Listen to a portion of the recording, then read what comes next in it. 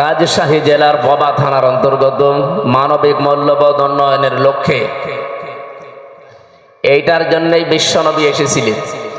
পৃথিবীতে যত নবীকে আল্লাহ পাঠিয়েছেন এই শব্দকে পৃথিবীর মানুষের কাছে পরিচিত করার জন্য মানবিক মূল্যবোধ উন্নয়ন, এটা আস্তে আস্তে দুনিয়া থেকে যখন বিদায় নিয়েছে তখনই আল্লাহ ওই এলাকার উপরে হয় কিতাব পাঠিয়েছেন নাই নবী পাঠিয়েছেন। এরকম একটা উদ্যোগ নিয়ে আজকে তাফসীরুল কোরআন মাহফিল এলাকার যুবকরা দিয়েছে KH টিকর স্কুল অ্যান্ড কলেজ ময়দানে। এর সম্মানিত আহ্বায়ক জনাব মোহাম্মদ আব্দুল্লাহ আল মামুন, সম্মানিত ব্যবস্থাপক মোহাম্মদ আব্দুর রহিম, কথা যারা বললেন মাওলানা হোসেন মাহফুজ চুয়াডাঙ্গা।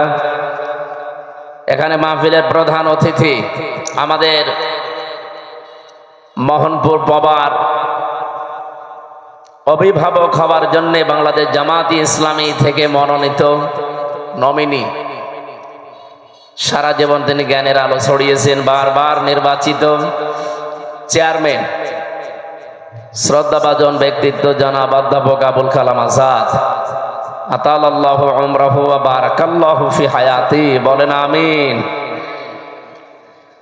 মঞ্চে বসা আপনাদের এই রাজশাহীর সন্তান মাওলানা রেজাউল ইসলাম উজ্জ্বল ভাই, যার মাধ্যমে দাওয়াতটা নিয়েছি এখানে, হাফেজ মাওলানা আব্দুর রশিদ, মঞ্চে বসা সম্মানিত ওলামায়ে কেরাম, সামনে বসা মুসলমান ভাইরা, পর্দার আড়ালের সম্মানিতা মা এবং বোনেরা, প্রশাসনের ভাইরা, প্রাণ প্রিয় রাজশাহীবাসী, আল্লাহর দরবারে শুকরিয়া জানায়। এখন আসলে তাফসীরুল কোরআন মাহফিল, ওয়াজ মাহফিল এগুলোর সময় না, যে কোনো সময় আকাশের অবস্থা খারাপ হয়ে যেতে পারে। এই জন্য আমরা খুব তাড়াতাড়ি কথা শেষ করবো ইনশাআল্লাহ। যিনি আমাদেরকে কোরআনের সাথে লেগে থাকার সুযোগ দিয়েছেন, বলেন আলহামদুলিল্লাহ। আরো জোরে বলেন আলহামদুলিল্লাহ।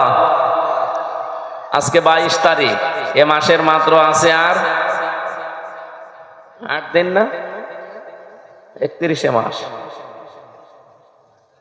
কত 7 দিন আছে। এখনো এ মাসের কয়দিন বাকি আছে বলেন তো?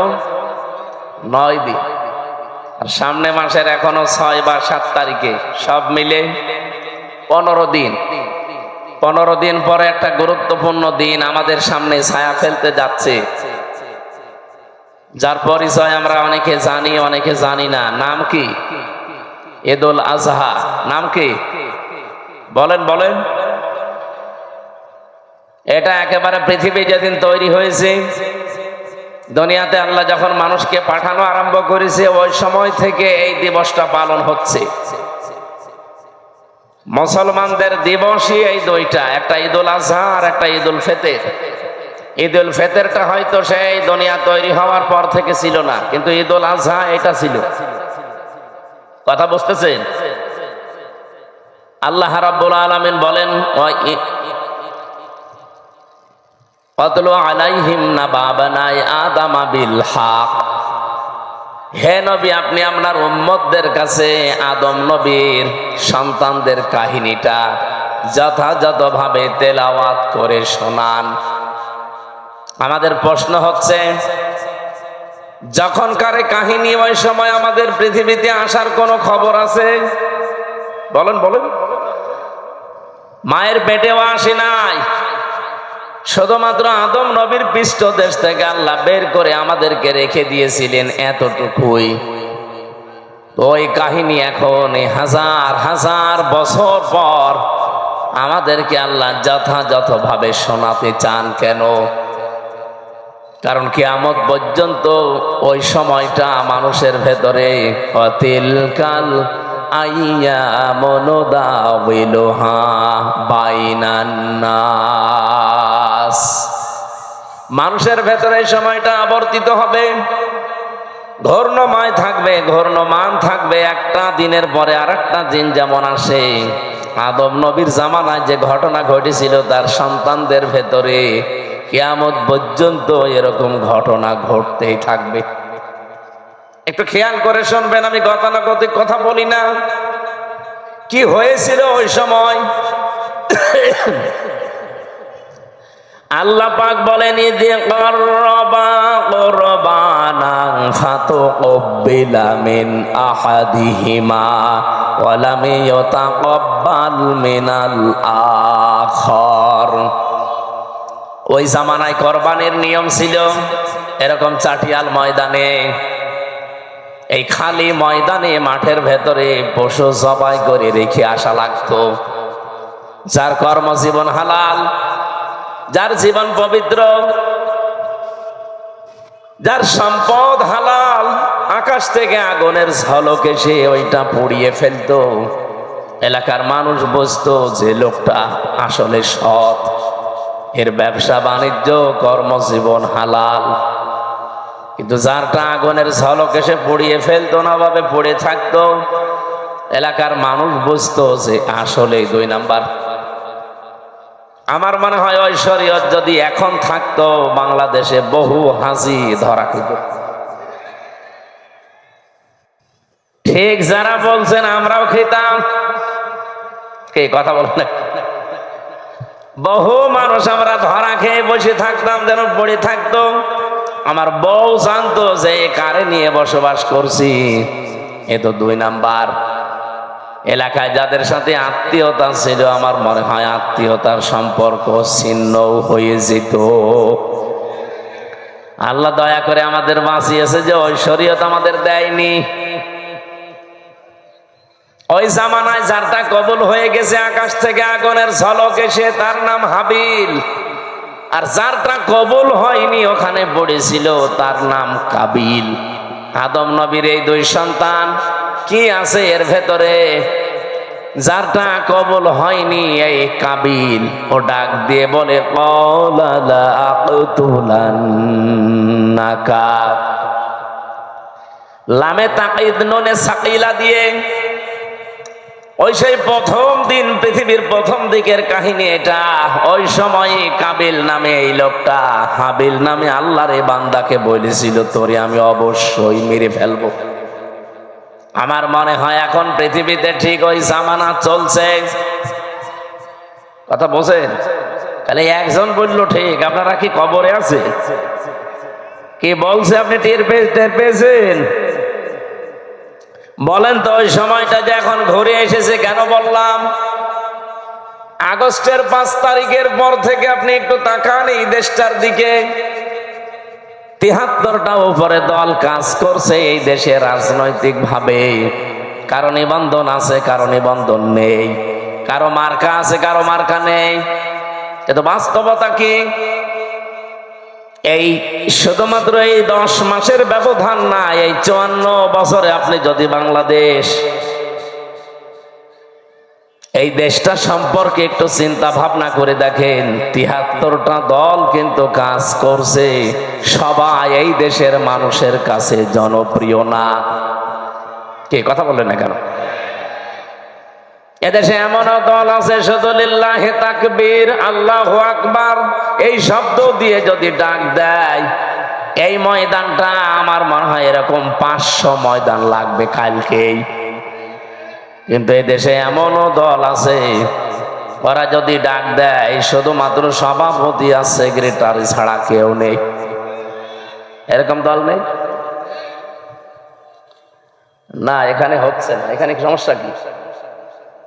এখানে কেউ আসবেন না ভাই। যে যেখানে দাঁড়িয়ে আছেন, বসে আছেন, ওইভাবে থাকবেন 1 ঘন্টা। এখানে যদি কেউ আসেন, সত্যি তার খবর আছে।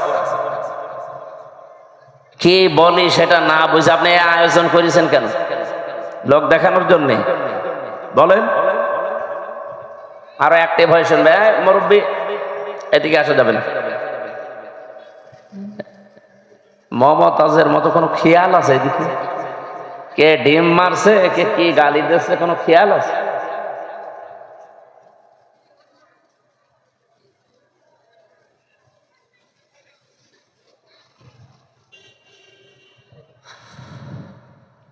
রাজশাহীবাসী এই 54 বছরে মানুষের জন্য নিজের ইমানের উপরে চলতে গিয়ে কত মানুষ এই দেশে আজ জনপ্রিয় হয়ে গেছে। তাদের কথা মানুষ আর শোনে, তাদের কথা বললে মানুষ স্পন্দন করে। তো কিছু মানুষ যাদের ডাকে মানুষ আসে না, এ মানুষগুলো আজ ঠিক কাবিলের মতো চরিত্র নিয়ে রাস্তায় নেমেছে। ওরা বলছে, তোরে মানুষ এত ভালোবাসে কেন, তোর কাছে মানুষ এত চায় কেন, তোরই রাখবো না, তোরই মেরে ফেলবো। দৃশ্য দেখে যা মনে হচ্ছে সেই প্রথম জামানার সেই কাবিল আবার দুনিয়ায় ঘুরে এসেছে বিভিন্ন রূপ নিয়ে। কথা বললেন না? কাবিল যদি নাও আসে, কাবিলের ভাইরা ভাইরা এসেছে। আপনি নিজের চরিত্র ভালো না, মানবতার জন্য কোনো কাজ করেন না, তে মানুষ আপনাকে ভালোবাসবে কি দিয়ে? আপনি যে পৃথিবীতে উত্তম, আপনি যে পৃথিবীতে ভালো, সবচাইতে উত্তম জাতি আপনি, কেন? কুনতুম খায়রা উম্মাতিন উখরিজাত লিন-নাস তা'মুরুনা বিল মা'রুফি ওয়া তানহাউনা আনিল মুনকার ওয়া তু'মিনুনা বিল্লাহ। সূরা আলে ইমরানে এসেছে, তোমরাই শ্রেষ্ঠ জাতি, তোমাদেরকে আমি মানুষের কল্যাণের জন্য বের করেছি। সুতরাং পৃথিবীতে যার জন্য কল্যাণ সাধন হয়, যার দ্বারা মানুষের উপকার হয়, আল্লাহর কোরআনের এই ভাষা অনুযায়ী তারা পৃথিবীতে শ্রেষ্ঠ। এ ঘোষণা দিয়েছেন কে? বলেন বলেন।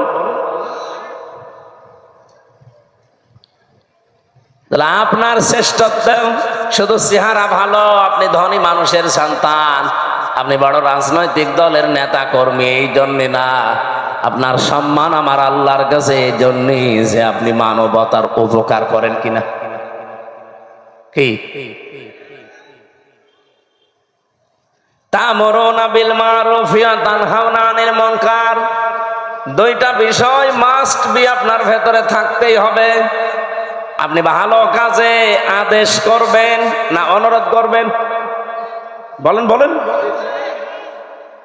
এই আয়াতটা নিয়ে সারা দেশে সমস্যা। সবাই আমরা বলি সৎ কাজে আদেশ করো, অসৎ কাজে নিষেধ করো, এটা বাংলা অর্থ হয় না। এই দেশে যারা আমরা এই আয়াতের বাংলা করেছি, তারাই প্রথম অংশটা মানি না, দ্বিতীয় অংশটা হালকা মানি। আপনি বলেন তো, সৎ কাজে আদেশ করার অনুরোধ করা কি এক? বলেন বলেন। এ বাংলাদেশে বহু মানুষ আর সৎ কাজে অনুরোধ করে। কোরআন শরীফ আপনাকে আমি ছেড়ে দিলাম, একটা আয়াত দেখান তো যেখানে আছে যে আমার বান্দারা সৎ কাজে অনুরোধ করো। আছে? যেখানেই পাবেন তা'মুরুনা বিল মা'রুফ অথবা ইয়া'মুরুনা বিল মা'রুফ, আপনাকে ভালো কাজে সৎ কাজে আদেশ করা লাগবে। আর আদেশ করলে আদেশের জায়গায় থাকা লাগে। এই কথা বলে না কেন? আপনি বলেন না 54 বছর ইসলাম এই দেশে আদেশের জায়গায় আছে, অনুরোধের জায়গায় আছে। আমরা চাই ইসলামকে আদেশের জায়গায় নিয়ে যেতে। এটার জন্য যদি কোনো মানুষ বলে যে আমি আদেশ দিতে চাই ইসলাম দিয়ে, তাহলে আমার চেয়ার লাগবে, ওই চেয়ারে আমি বসতে চাই। ইউসুফ নবী এটা বলেছিল, ক্বালা ইন্নী খাযাইনুল আরদি ইন্নী হাফিজুন আলীম। হে দেশের বাদশা, আপনি আমাকে খাদ্য মন্ত্রণালয়ের দায়িত্ব দেন, আমি এটা হেফাজত করে রক্ষণাবেক্ষণা করে এই মন্ত্রণালয় চালাতে পারবো।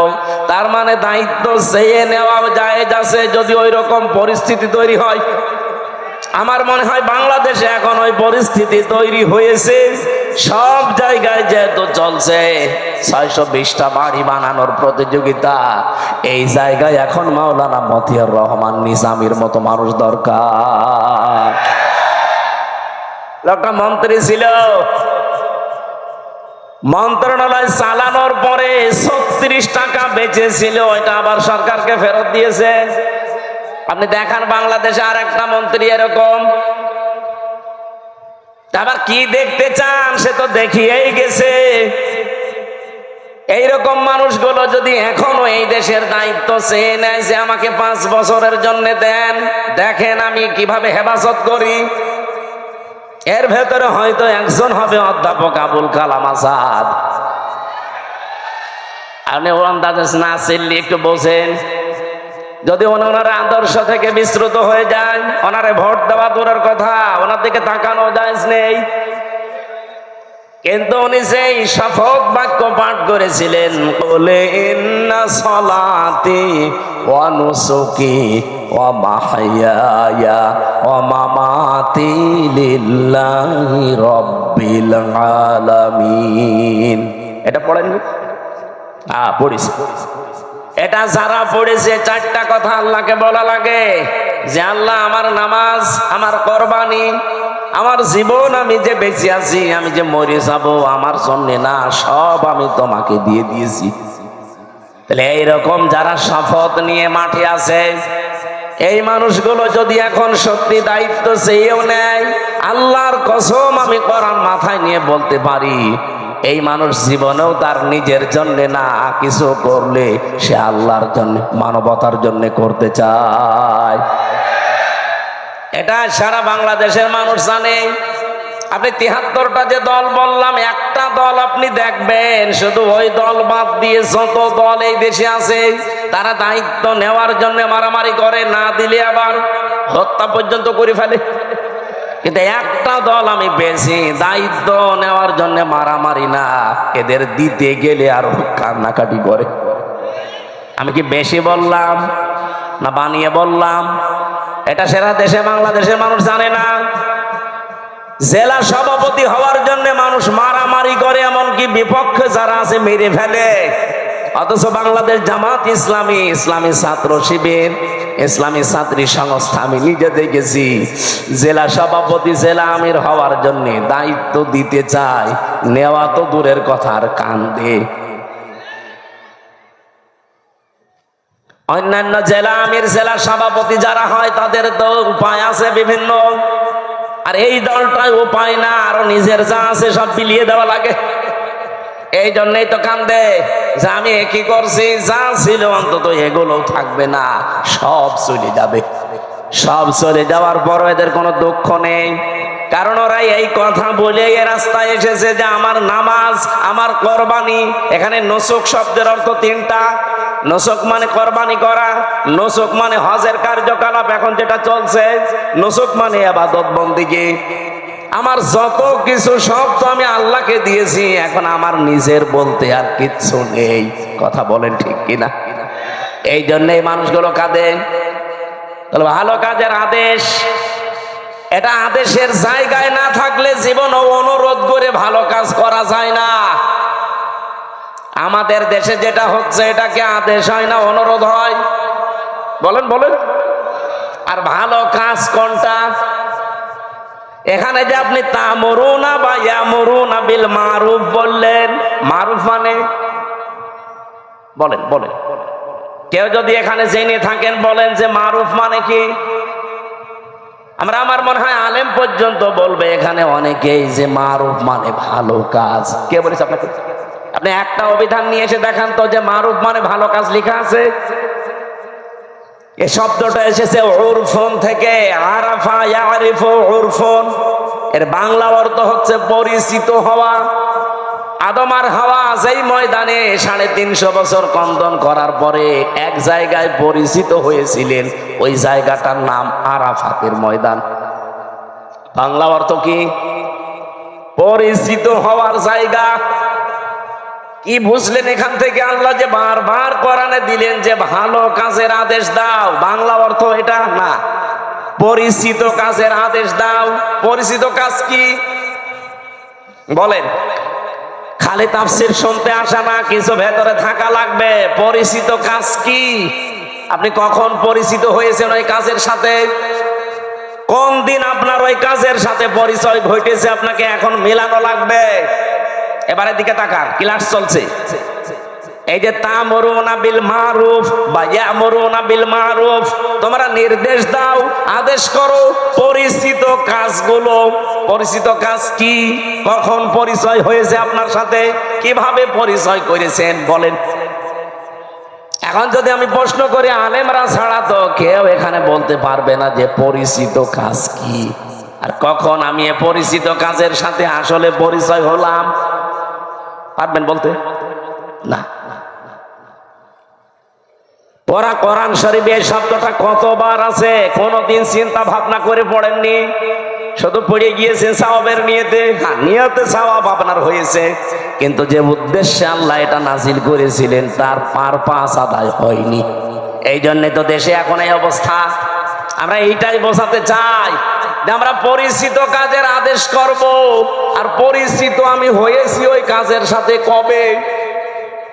আমাদের যিনি আদি পিতা হযরতে আদমের কথা যেহেতু আরম্ভ করেছি, বলেন তো ওনাকে আল্লাহ তৈরি করার পরে সর্বপ্রথম কিছু জিনিসের নাম আল্লাহ তাকে শিখিয়েছিলেন, এটা শোনেননি? বলেন না কেন? আল্লাহ রাব্বুল আলামিন নিজে তখন শিক্ষক ছিলেন, আর ক্লাসরুম ছিল এই পবা, নাকি কোন জায়গা? ক্লাসরুম ছিল জান্নাত। এই পৃথিবীতে যে বিশ্ববিদ্যালয়গুলো মার্ক করা হয়, যে সিরিয়াল আকারে একটার সাথে আর একটা, একটার পরে আর একটা, এই যে র্যাঙ্কিং করা হয়, কেন?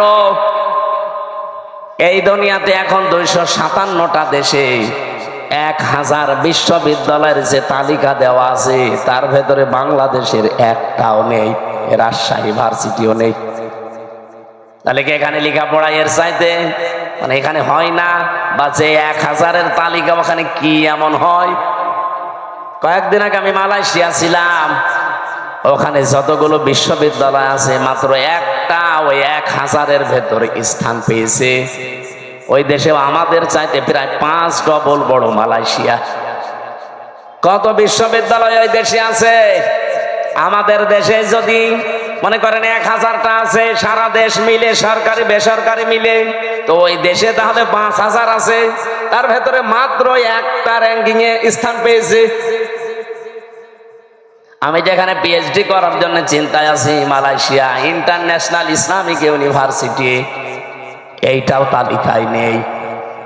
এই যে ডক্টর মিজানুর রহমান আজহারি ওখান থেকে ডক্টরেট করে এসেছি, এই ভার্সিটি পর্যন্ত ওই তালিকায় স্থান পায়নি।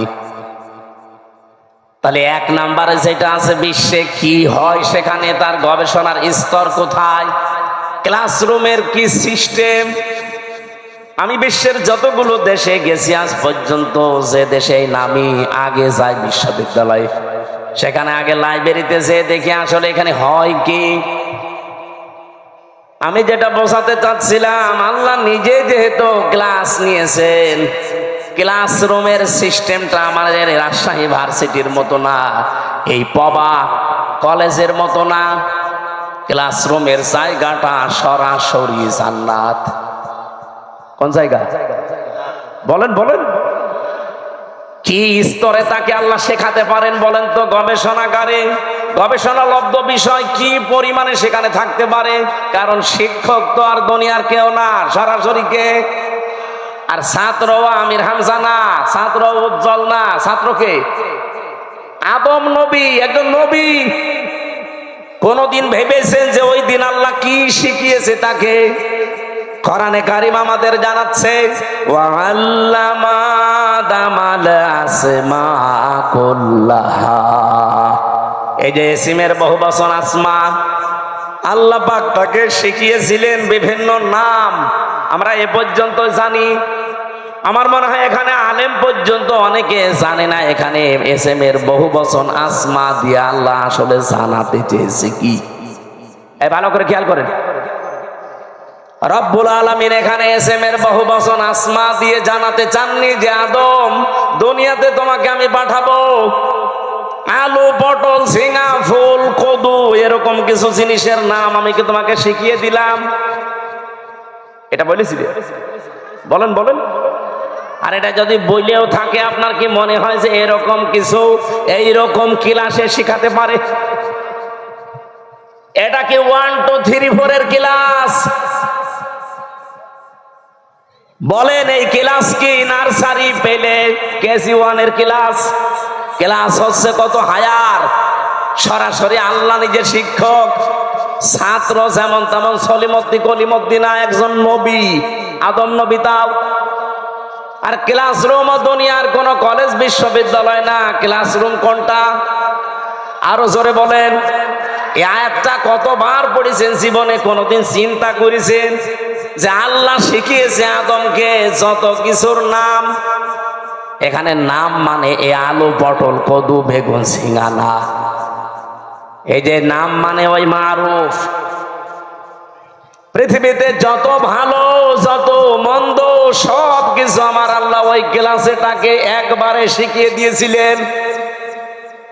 যত ন্যায় কাজের আদেশ, যত অন্যায় কাজের বাধা, সিস্টেম হতে পারে কি কি, সবগুলো আল্লাহ আমারু বিল মারুফ নাহি আনিল মুনকার এর ভেতরে শিখিয়েছিলেন। ক্লাসরুম ওই একদিন। এবার প্রশ্ন আসতে পারে তাহলে আমাদের জন্য কেন তা'মুরুনা বিল মারুফ আছে? কারণ ওই দিন আমরা আদম নবীর পিঠে ছিলাম। ওই দেখো দা রব্বুকা মিন বানি আদম মিন যুহুরিহিম যুররিয়াতাহুম। আল্লাহ পাক বলেন আমি আদম নবীর পৃষ্ঠদেশ থেকে তার সন্তান ছেলে মেয়েদেরকে সব একবারে বের করে নিয়েছি। যেহেতু ক্লাসরুমের ভেতরে আমরা বাবার পিঠের ভেতরে ছিলাম, আল্লাহ পিঠ থেকে একবারে বের করে নিলেন। ওই ক্লাসরুমে আল্লাহ যা যা শিখিয়েছিলেন আমার বাবাকে, অটোমেটিক সন্তান হিসাবে আমরা একবারেই ওগুলো শিখে ফেলেছি। এই যে দুনিয়ায় আসার পরে কেউ যদি লেখাপড়া নাও করে, কোন জ্ঞান অর্জন নাও করে, তাও সে নিজের থেকেই বুঝতে পারে যে এটা ভালো কাজ, এটা খারাপ কাজ। এক কথা বলছেন না? এবার আমি প্রশ্ন করছি, পৃথিবীতে সবচাইতে ভালো কাজ কয়টা থাকতে পারে? যেহেতু গুরুত্বপূর্ণ একটা বিষয় আল্লাহ নিজে শিক্ষক হয়ে শিখিয়েছেন। ওই দিন আদম নবীকে আমার আল্লাহ যে এসেমের বহু বচন আসমা সব কিছুর নাম শিখিয়েছিলেন। এই কুল্লাহা সব কিছুর নাম বলতে যত ভালো কাজ, ন্যায় কাজ, যত অন্যায় কাজ, মন্দ কাজ, এগুলোর থিওরি কি হতে পারে, এগুলো কি করে আদেশ দেওয়া লাগে, কি করে বাধা দেওয়া লাগে, সবগুলোর সিস্টেম আল্লাহ ওই একদিন এক ক্লাসে বাবাকে শিখিয়েছে। আর সন্তান হিসাবে আমরা অটোমেটিক ওগুলো পেয়ে গেছি। এইরকম ভালো কাজ অন্যায় কাজ আছে পড়া কোরআন শরীফে 500। কয়টা বলেন বলেন? এই 500টা ভালো কাজ, ন্যায় কাজ, 500টা অন্যায় কাজ এই বাংলাদেশের সবগুলো চলছে। বলেন না, ভালো কাজের একটা আপনি দেখান যে এটা ভালো কাজ চলছে। আমি যে 500টা ভালো কাজ পড়া কোরআন শরীফ থেকে বের করতে পেরেছি, একটাও এই দেশে চলে না। আপনি কি শিখে আসলেন ওই ক্লাসে? আপনি যে উত্তম এই পৃথিবীতে শ্রেষ্ঠ কুনতুম খায়রা উম্মাতিন উখরিজাত লিন-নাস, আপনাকে বের করাই হয়েছে মানুষের কল্যাণের জন্য। কি কল্যাণ করবেন? ওই ভালো কাজগুলো, ন্যায় কাজগুলো যদি নাই জানেন, ওইটা জানার জন্যই তো কোরআনের কাছে আসতে হয়। আমি এবার একটা একটা করে যদি ভালো কাজের বর্ণনাও দিতে থাকি, ন্যায় কাজের, বলেন তো যে জেনা করা এটা ভালো কাজ না অন্যায় কাজ? আরো জোরে বলেন। এই অন্যায় কাজে কি নিষেধ করবেন না অনুরোধ করবেন? হ্যাঁ, বাংলাদেশে নিষেধ পর্যন্ত করা যাচ্ছে না। আজ যারা নারী সংস্কারের নাম নিয়ে, সমান অধিকারের নাম নিয়ে ঢাকার রাজপথে পিঠ পেট সব খুলে যে আমরা সমান অধিকার চাই, এই কথা যারা বলছে, বলেন এরা প্রত্যেকেই বেশ্যা কিনা? ওরা নিজেরা বলছে আমরা চেয়েছিলাম হিস্সা, হয়ে গেছি বেশ্যা।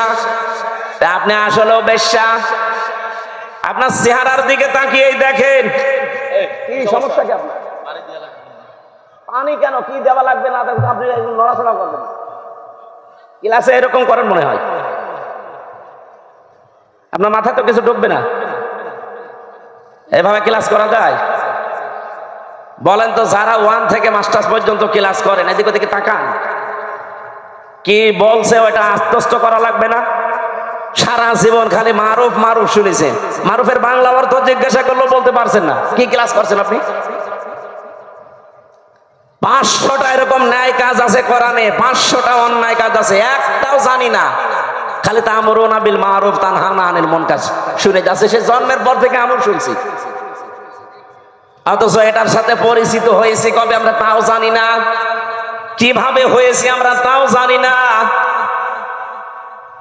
আজ আমরা যে শ্রেষ্ঠ জাতি পৃথিবীতে, কেন শ্রেষ্ঠ হলাম তাও জানি না, যার কারণে শ্রেষ্ঠ ওইটাই নেই। আপনি আন্দাজে দাবি করলে হবে?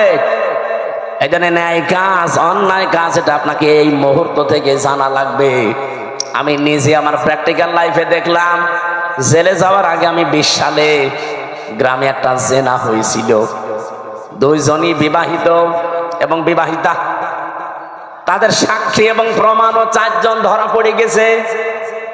কলমের মাথার ভেতরে যেমন মাথা দিলে যা অবস্থা, ঠিক ওই অবস্থায় তাদেরকে ধরে ফেলেছে। কয়জন?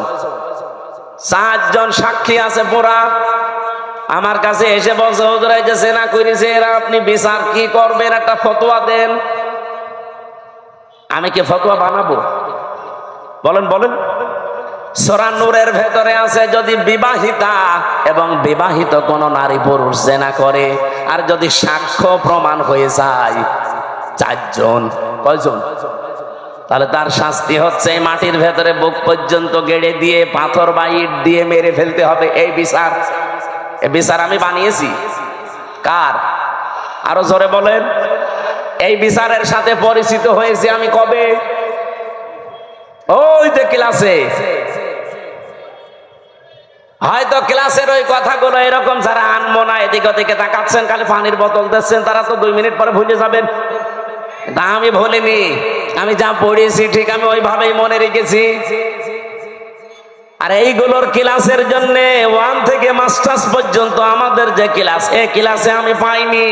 এগুলোর জন্য গবেষণা করা লাগে। এই যে 1000 বিশ্ববিদ্যালয়ের র্যাঙ্কিং এ বাংলাদেশের কোন বিশ্ববিদ্যালয় নেই। কেন নেই? কারণ ওই সমস্ত জায়গায় 99% গবেষণা হয়, 1% শিক্ষা হয়।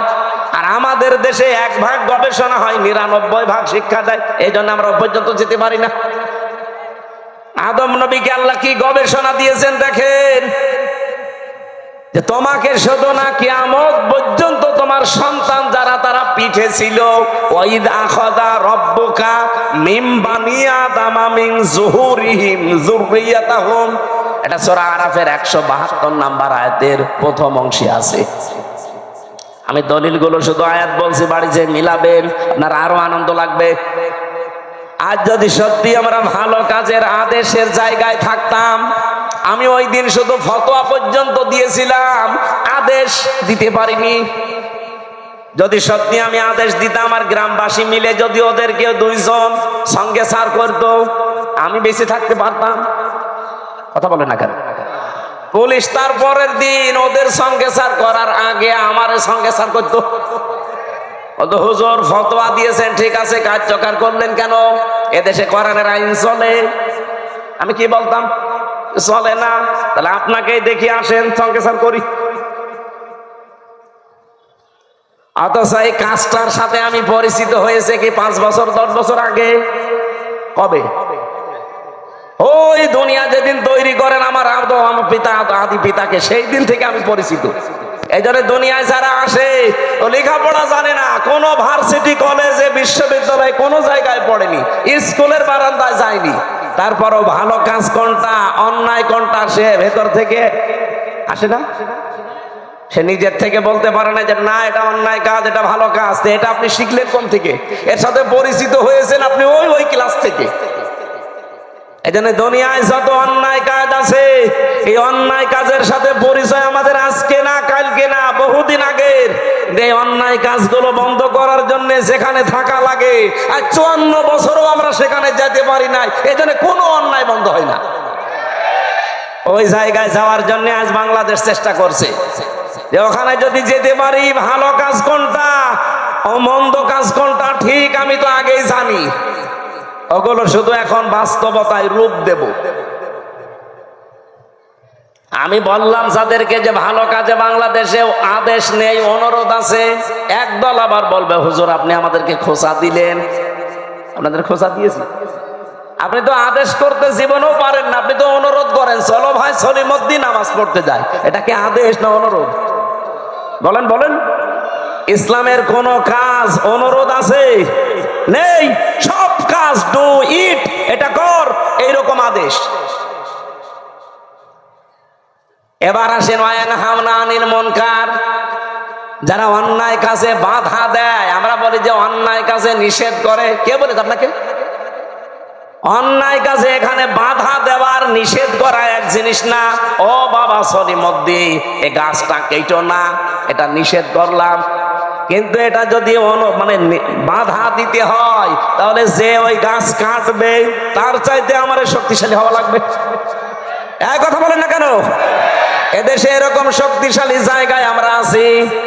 তাহলে চাঁদাবাজি যারা করে, এখানে যে যদি বলে ভাই না এ কাজ ভালো না, আস্তাগফিরুল্লাহ, ও বলবে রাখেন আপনার আস্তাগফিরুল্লাহ, টাকা দেন। আমরা আজ অন্যায় বন্ধ করার জন্য যে বাধার প্রাচীর তৈরি করা দরকার, যে সিস্টেম গুলোতে যাওয়া দরকার, ওই লাইনে আমরা নেই। এই জন্য আজ এই দেশে কোনো অন্যায় এখনো পর্যন্ত বন্ধ নেই, প্রকাশ্যে গোপনে চলছে। আমার কুষ্টিয়াতে কালকে কুমারখালী থানায় গাছি কালুর চম্পাবতীর গান হতো, অর্ধ উলঙ্গ নাচ, এগুলো চলছে আবহমান কাল থেকে। এবার বাংলাদেশ জামাত ইসলামী ইসলামী ছাত্র শিবির বলেছে না, আমাদের এই থানায় এই এরিয়ার ভেতরে এই গনার কাজ আমরা করতে দেব না। নিষেধ শুধু না, বাধার প্রাচীর তৈরি করেছে, প্রতিবন্ধকতা সৃষ্টি করেছে। এখন এদের চাইতে যারা আরেকটু উপরে আছে বসে কি, এই দুই দল লেগে গেছে। কালকে হাসপাতালে দেখেন কত মানুষ ভর্তি।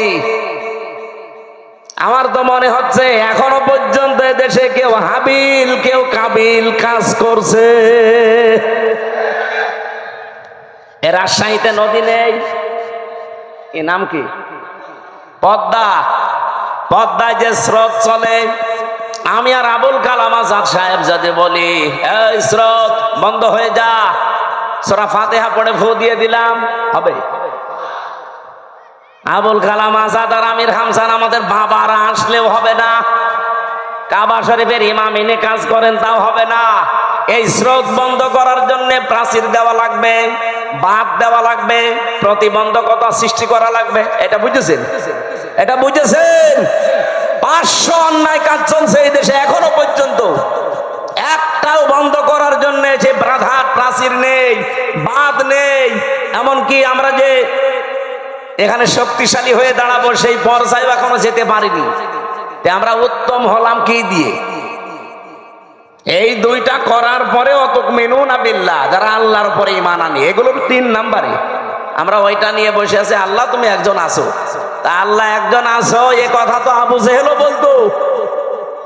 কি আপনি কি মনে করেন যে আবু জেহেল কোনদিন বলে না যে আল্লাহ একজন আছে? না, ও প্রতিদিন বলতো। কাবা শরীফে বদরের ময়দানে যাওয়ার আগে কাবার গিলাফ ধরে বলছে আল্লাহ তুমি একজন আছো আমি জানি।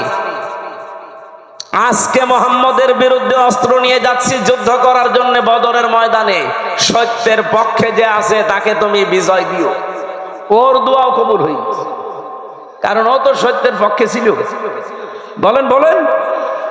তা আপনি যদি মনে করেন এই প্রথম দুইটা তা'মুরুনা বিল মারুফ নেই, তানহাউনা আনিল মুনকার নেই, তুমিনুনা বিল্লাহ করে বসে আছেন, প্রথম দুইটা মানা লাগবে না? আমরা যে শ্রেষ্ঠ, এই শ্রেষ্ঠত্বের কারণ এইগুলো। আজ এই জায়গাগুলোতে যাবার জন্য ইসলামপন্থী যারা, তারা যদি চেষ্টা করে, যদি কেউ খারাপ মনে করে যায় এদের রাজনীতি করার শখ, এদেরও চেয়ারের লোভ, এরা চেয়ারে যেতে চায় আপনার মতো 620টা বাড়ি বানানোর জন্য না, এরা যেতে চায় এই দেশের মানুষের ভাগ্য উন্নয়ন করার জন্য। এদের যদি এরকম শখ থাকে যে আমি 620টা বাড়ি বানাবো, একটাও ভোট দেবে না।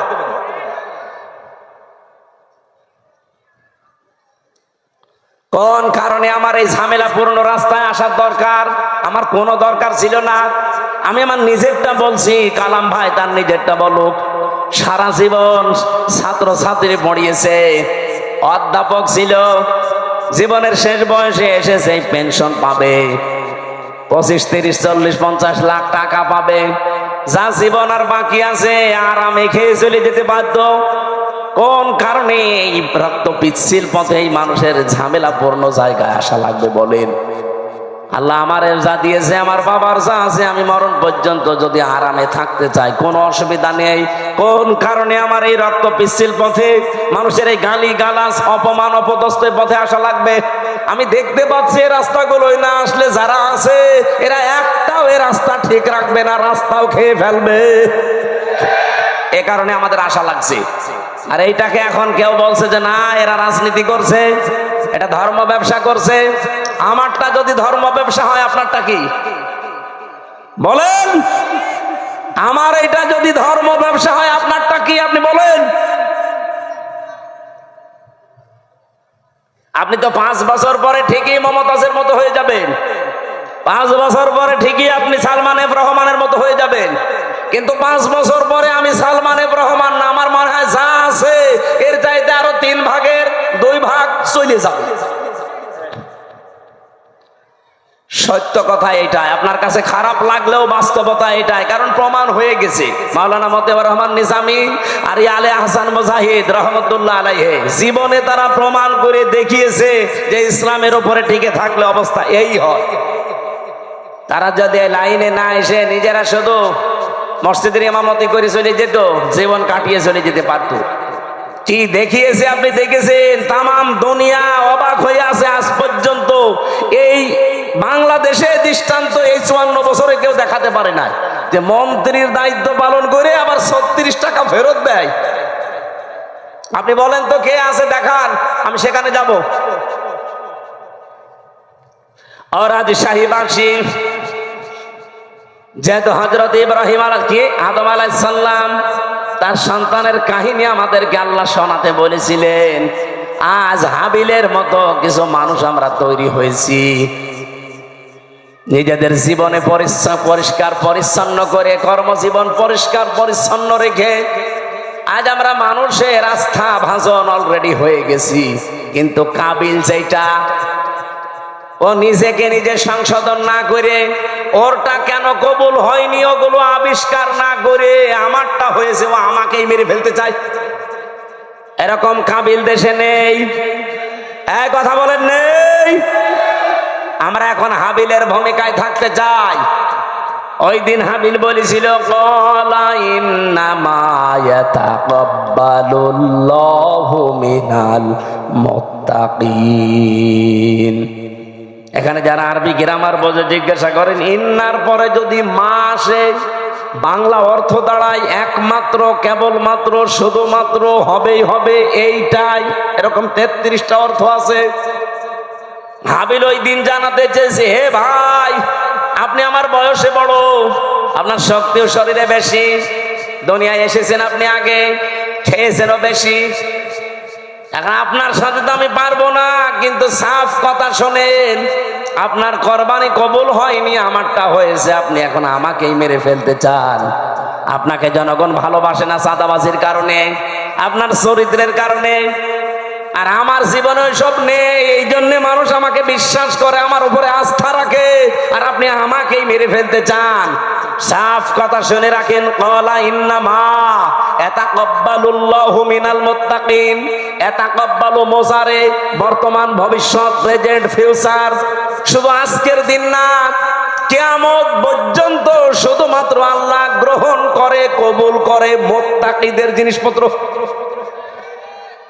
এই জন্য আমরা এখন থেকে মুত্তাকি হওয়ার চেষ্টা করি। মুত্তাকি কি?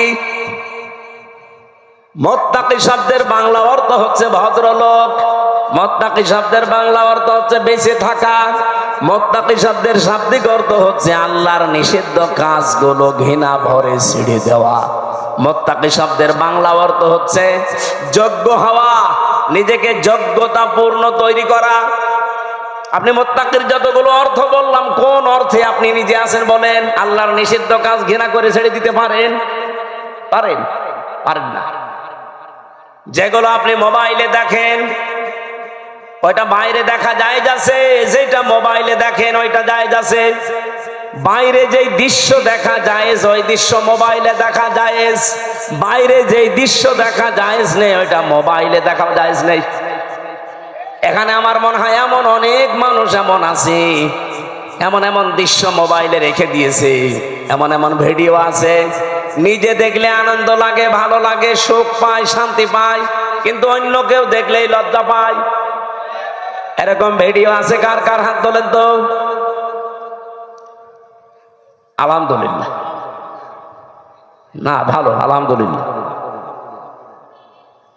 এলাকায় মুত্তাকি তাহলে অনেক আছে, বোঝা যাচ্ছে।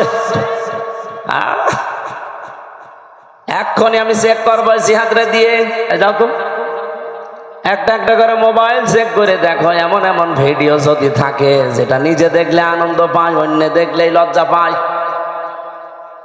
যারা ঠিক বললো যে একটা একটু ওঠেন তো দেখি আল্লাহর ওলি, যাওয়ার আগে ডিলিট করে দেবে। মুত্তাকি হওয়া ছাড়া কিছুই কবুল হবে না জীবনে। আদম নবীর সন্তান হাবিল এইটা জানিয়েছিল তার ভাইকে। এজন্য আজ যারা কাবিলের ভূমিকায় আছেন, জোর করে জবরদস্তি করে উল্টাপাল্টা করে শক্তি দেখিয়ে সন্ত্রাসী কায়দায়, আবার অনেকে চেষ্টা চালাচ্ছে যে যাব, কোথায় যাবেন? যাবেন কি করে আপনি? আপনি মুত্তাকি হন নাই তো আপনাকে জনগণ গ্রহণ করবে না, আল্লাহ তো গ্রহণ করবেই না। এই জন্য জাল মাল দিয়ে চেষ্টা করে যাচ্ছি যে আমরা মুত্তাকি হব। আমাদের পূর্বপুরুষরাও মুত্তাকি ছিল, এই কথা বলেন না কেন?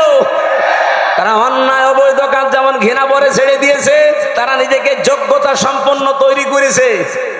অনেকে বলে হুজুররা কিছু চালাতে পারবে না, চালাতে পারে নাই।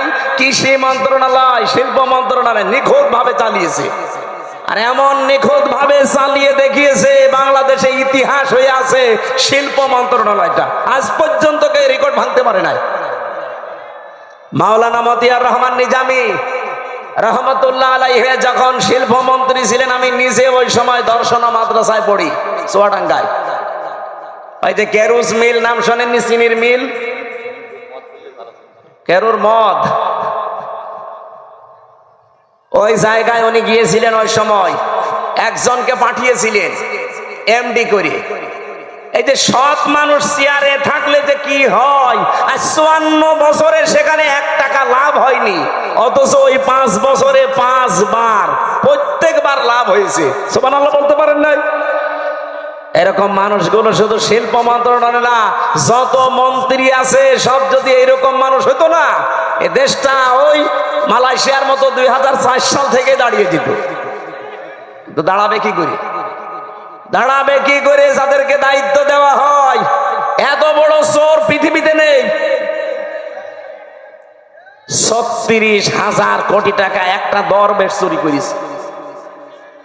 ওর দিকে তাকালে আমার কোটে আমার সাথে দেখা হয়তো মাঝে মাঝে। এই 3 বছরই ওর সাথে বহুবার দেখা হয়েছে। মাঝে মাঝে দেখতাম ওর মাথার চুল থেকে পায়ের তালু পর্যন্ত, মানে পায়ের তালুর নিচে যেটা থাকে ওই যে স্যান্ডেল, ওইটা পর্যন্ত সাদা। আমার মনে হয় ভেতরেও সাদা। ভেতরেটা তোর বলা যাচ্ছে না, ভেতরেও সাদা, চুল সাদা, ওর দাড়ি সাদা, জামা সাদা, পায়জামা সাদা, কোটি সাদা, এমনকি স্যান্ডেলও সাদা। ভেতরেটা সাদা নাতে কালো, ওটাও সাদা। কিন্তু একটা জিনিস ছিল একেবারে কালো কুচকুচে, মনটা। এক কথা বলেন না কেন? এই শয়তান বলেছে যে কোরআনের সমস্যা।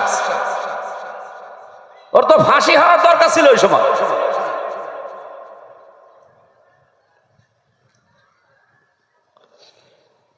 আমি তো বাস্তব কথা শোনাতে চাচ্ছি।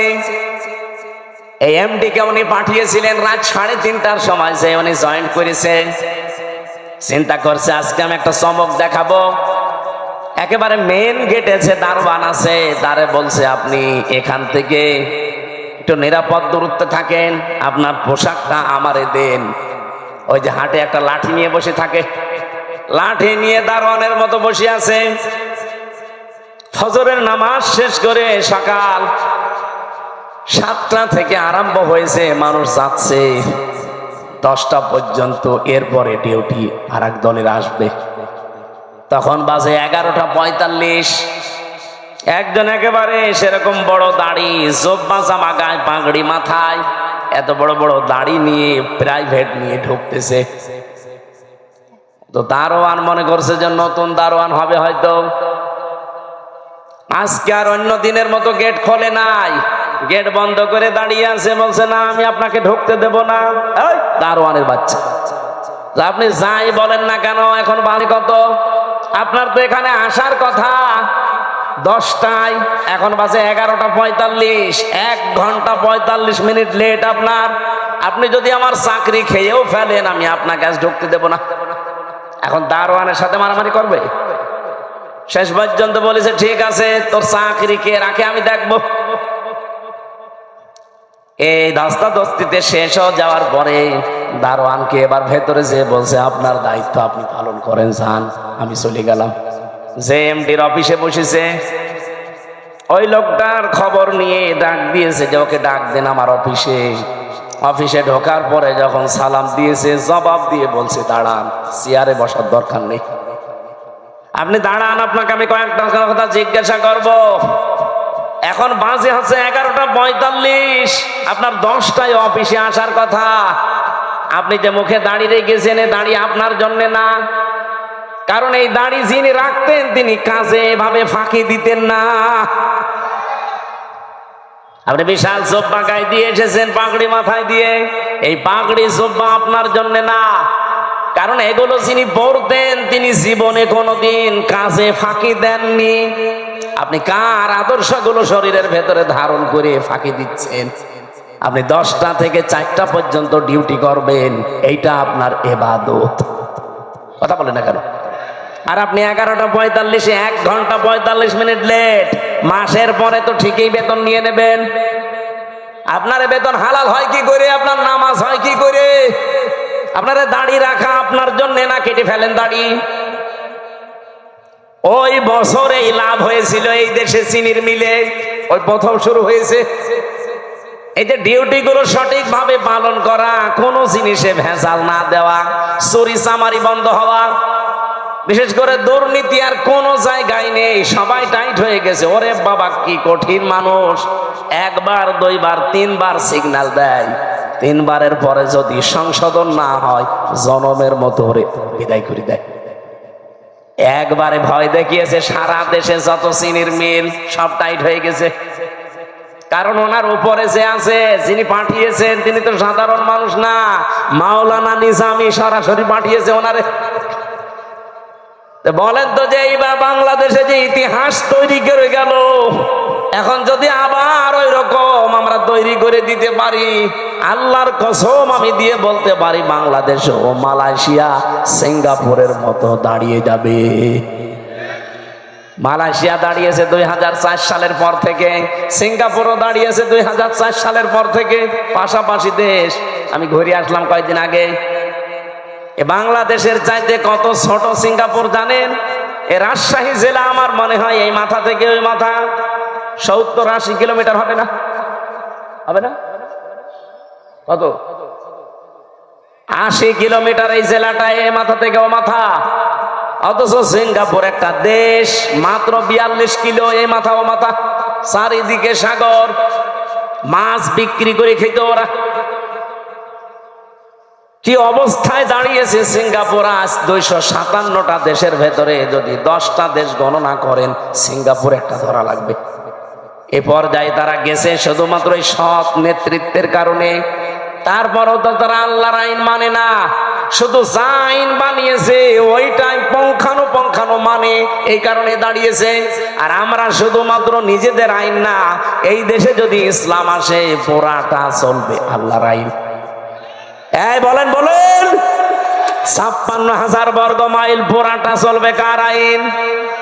আরো জোরে বলেন, কয়টা? 500।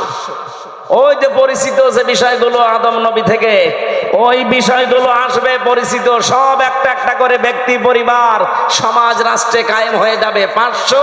আর অন্যায় 500। সৎ কাজে আদেশ দেবে, অন্যায় কাজে নিষেধ করবে, এই প্রতিশ্রুতি ওনারা দিয়েছে। অন্য দলের ভেতরে যদি এই প্রতিশ্রুতি থাকে যে আল্লাযীনা ইম্মাক্কান্নাহুম ফিল আরদি আকামুস সালাত ওয়া আতাবুজ যাকাত ওয়া আমারু বিল মারুফ ওয়া নাহাউ আনিল মুনকার ওয়ালিল্লাহি আকিবাতুল উমুর, যেই দলের কর্মসূচিতে এই চারটা আছে আপনি তাকে এবার ভোট দেবেন, সে যেই হোক। আমি কারো দলে বিদলে নাই, এই চারটা কর্মসূচি যার কাছে পাবেন তাকে এবার ভোট দেবেন। আর আমি যেহেতু নিজে দেখতেছি এই মানুষগুলো এই গ্যারান্টির উপরে আছে, এরা কথা দিয়েছে যদি ইসলাম দেশে সংসদে যায় প্রথমেই তারা নামাজের বিল আনবে।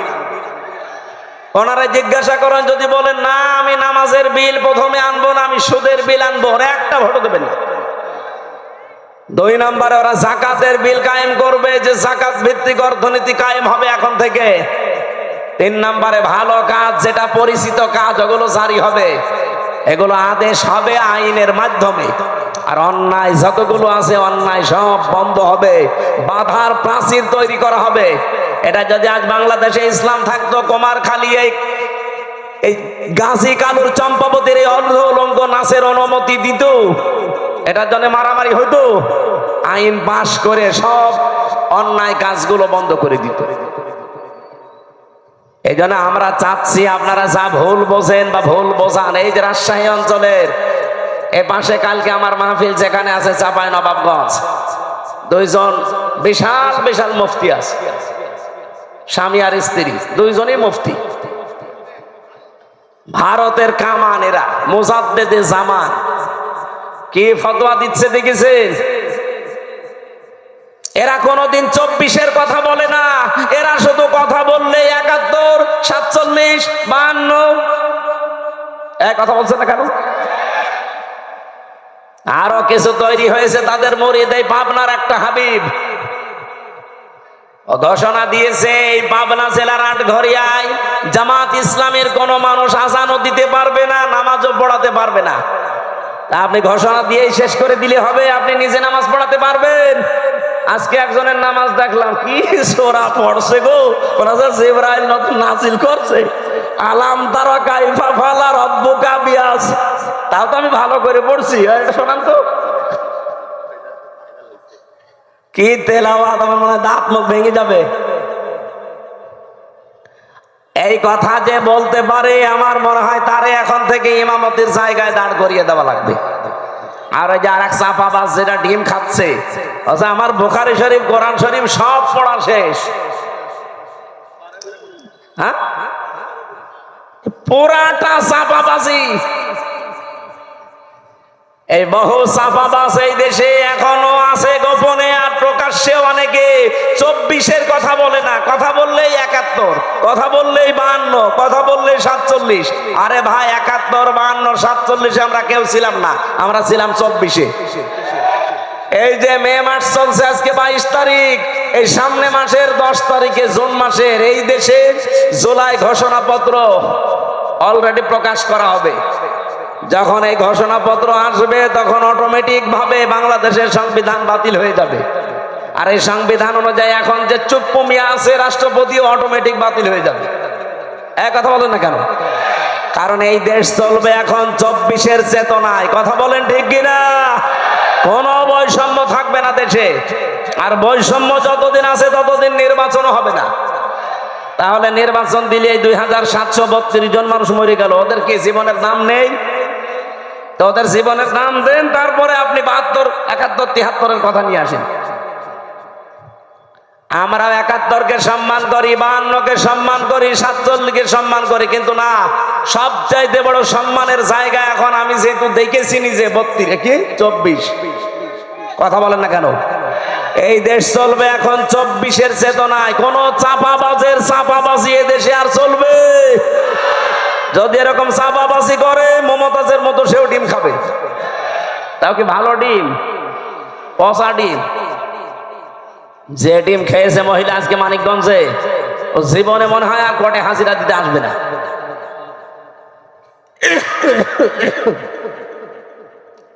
আমার ভাইরা, এই জন্য আমাদের সতর্কতার বিষয় হচ্ছে আমরা এখন কাবিলের মতো না, আমরা এখন হাবিলের মতো অবস্থানে যাব। ভাই যা করেন করেন, আপনার ওই পায়ে পা দিয়ে ঝগড়া করতে চান, আমি এখন ঝগড়ার ভেতরে নেই, আমি আছি আমাকে সংশোধন করে জনগণের সামনে আস্থা ভাজন হিসাবে তৈরি করা। কারণ আমি চাই এই পৃথিবীতে আমারটা যেমন কবুল হচ্ছে, আমার আন্ডারে যারা থাকবে তাদেরটাও যেন আল্লাহর দরবারে কবুল হয়। আর আপনি আমাকে মেরে ফেলার জন্য উঠে পড়ে লেগেছে, লাইম বাসাত্তা ইলাইয়া ইয়াদা কালি তাকতুলানি মা নাবি বাসিতি ইয়াদিয়া ইলাই কালি আকতুলা ইন্নী আখাফুল্লাহ রাব্বাল আলামিন। কি গুরুত্বপূর্ণ কথা ওই দিন হাবিল বলেছে। আল্লাহ হাবিলের এই কথাগুলো আমাদের জীবনে মেনে চলার তৌফিক দেন, বলেন আমিন।